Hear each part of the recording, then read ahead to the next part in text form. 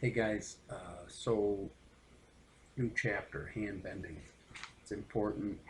I'm going to talk about a couple things in this chapter. We're going to spend a little bit more time in this chapter because it's a little bit more important.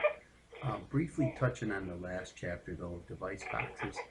Just remember there's a different device box for every scenario.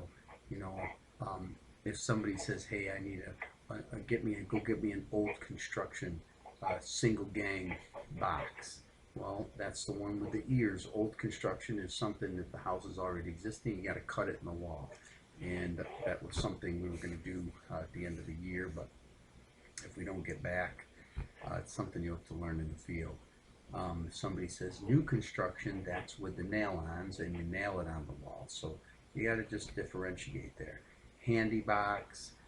Handy box is usually a rectangular 2x4 box, and it has rounded edges. Um, a mud box, anything with the square edges usually goes in the wall or in the ceiling. Anything with rounded edges goes on the surface of the wall.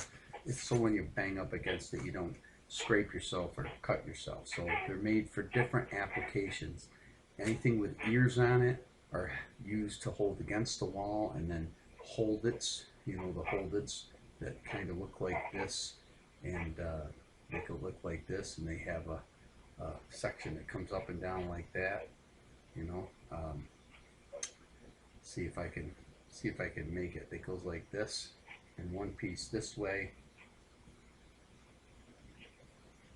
okay, and then these two bend in. So one goes up behind the wall, and then these two bend into the box. So they're called holdits. It's a shaped like an H, kind of.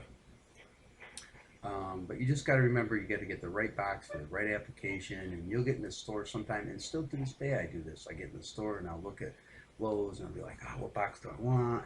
And sometimes you need to just spend your time looking to see what you need to get, whether it be a plastic round cut in for the ceiling. Okay, so for a perfect example, when you put a round cut in on the ceiling for a person, that plastic generally sometimes a round cut in has to catch on the outside edge of the ceiling.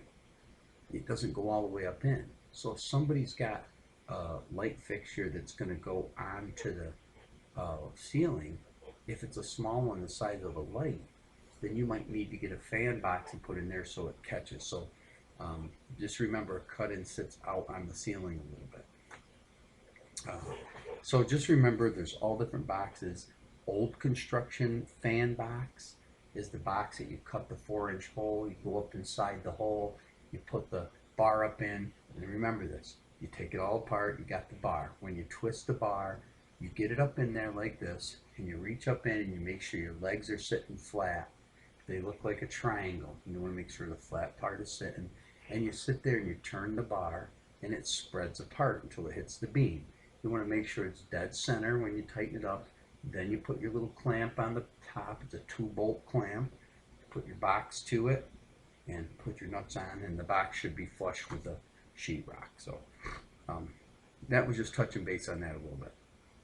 All right, getting on to hand bending. Hand bending. Uh, if you're field bending PVC, what do you need to do to bend PVC? You guys all just bent PVC in the shop. What kind of tool do you need to bend PVC? A hickey? No. What is a hickey for? Remember that? A hickey's for bending rigid pipe that stubs up through the ground. It's like a cut off bender. Hickey's for bending pipe, straightening it up. You need a heating unit, a heat box, hot box, whatever. There's multiple names for them. Hot box is what you need to bend PVC. Okay. So what could you use? Now getting back to the hickey thing, what would you use a hickey for? Would you use it to bend what type of pipe? Well, you'd use it to bend rigid pipe, not PVC, but rigid metal, or maybe IMC, but mostly generally rigid. What's the key to bending accurately with a hand bender? What is the key to hand bending with a hand bender? Okay, well, you see there's different ways to bend it. Which way do I show you? If you bend it this way, it's going to always be really accurate with the foot. So constant foot pressure on the back piece as well as force on the handle. So foot pressure down and force in all one turn all the way without stopping all the way up. Keep pressure on it all the way. The minute you let up pressure and start again, it's going to not bend properly. Okay. A right triangle. What do we call the side opposite of a right triangle? We call it the hypotenuse. Prior to making a 90-degree bend, what measurements do we need in a bend? What measurements do we need in a bend? Well, we need to know what the stub up is going to be. Somebody in the field, I try to teach all these little terminology. Somebody in the field is going to say, "Hey, man, give me a 90-inch, 9-inch stub up." Well, what's a 9-inch stub up? Okay, a 9-inch stub up is a 9-inch 90. So you're going to put your mark if it's a half-inch bender and learn 1 to 1 1/4. It's 4 things. In half-inch, deduct 5. 3/4 inch, deduct 6. 1 inch, deduct 8. 1.25 deduct 11. And after 1.25, and you probably will never bend 1.25 by hand because it's like next to, you see how hard it is. We try it in the shop. You can do it, but it takes a little effort. But most of the time they buy a pre-bent 90 for that. So 1-inch stub up or a 9-inch stub up would be 9 inches. So what do you need? You need the stub up measurement, the stub up distance, 9-inch stub up 90, and the take up distance. What does take up mean? It's how much the bender takes up. Okay, so your take up distance. It's not how much the bender takes up, it's how much the bender adds. So what do you need to take up? Because what the bender is going to add it back. So what they mean by that is a stupid terminology. What they mean by that is I need to take up, I need a 10-inch 90, I need to take up 5 because my bender is going to add 5 back. So you need take up distance and stub up distance. Okay. All right, so question number 1. Field bending of a PVC. You're going to go out in the field and you're going to bend PVC. What do we need to get PVC ready to bend? What do we need to get it ready so that we can mold it? A hickey, A. B, a heating unit. C, a segment bender. D, a one-shot bender. Number 2, you can use a hickey to bend what? A, RMC. B, EMT. C, PVC. D, HDPE. Number 3, what is the key to accurate bending with a bender?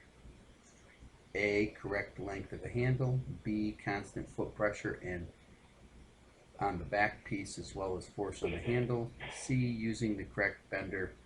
And D, correct inverting of the conduit bender. C was using correct brand of bender.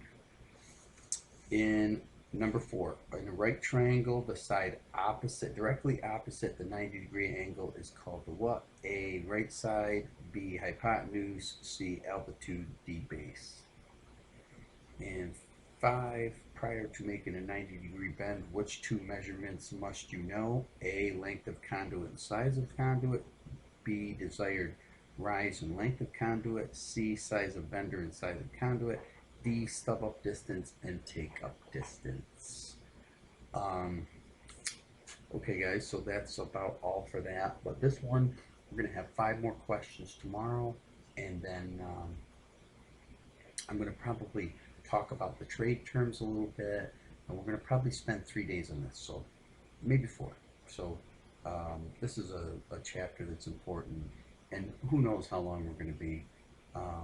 I just want to get through all these things, and this is a good time for us to do all the trade terms. You know, what a right angle bend is called, you know, all the different things that we didn't get through that are in this book. It's a good time for you guys to just sit and listen for 10 minutes. Like I said, I try to keep it just under 10 minutes for all you guys. So, and we're right on money, 9:43. So, all right, so have a good night, and I'll talk to you guys tomorrow.